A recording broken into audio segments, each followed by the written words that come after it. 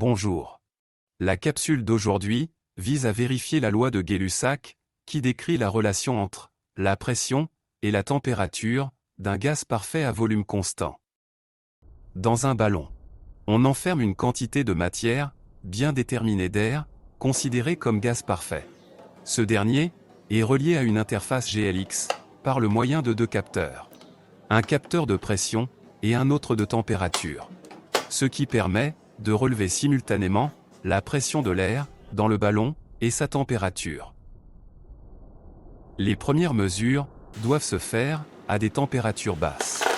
Pour cela, on met le ballon dans un mélange de glace et d'eau qui représente une valeur théorique de 0 degrés Celsius.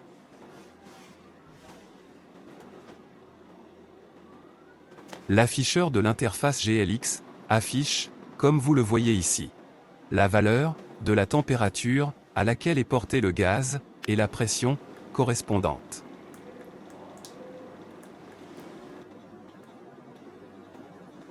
Une fois l'équilibre thermique entre le milieu, c'est-à-dire le bain-marie, et le gaz, atteint, on commence à enregistrer les valeurs de la température et de la pression. Et on les porte dans le tableau de mesure affiché sur l'écran.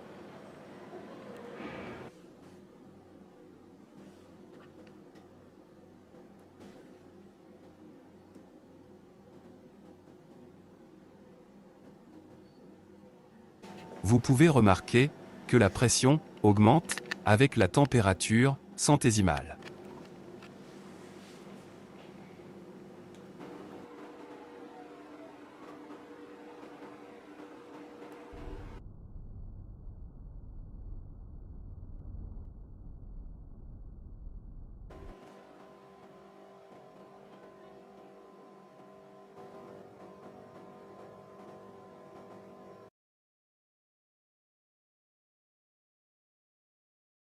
La représentation graphique de ces mesures donne la courbe suivante, dont la forme est celle d'une fonction affine.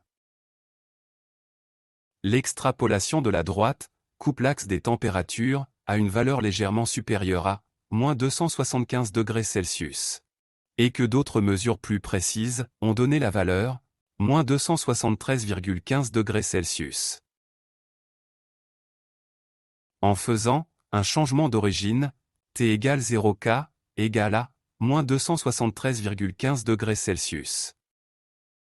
On définit ainsi une nouvelle échelle de température appelée température absolue.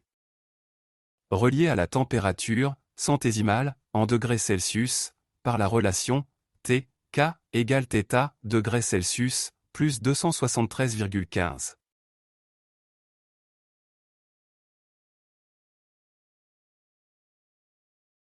La courbe déduite représente la variation de la pression du gaz en fonction de la température absolue.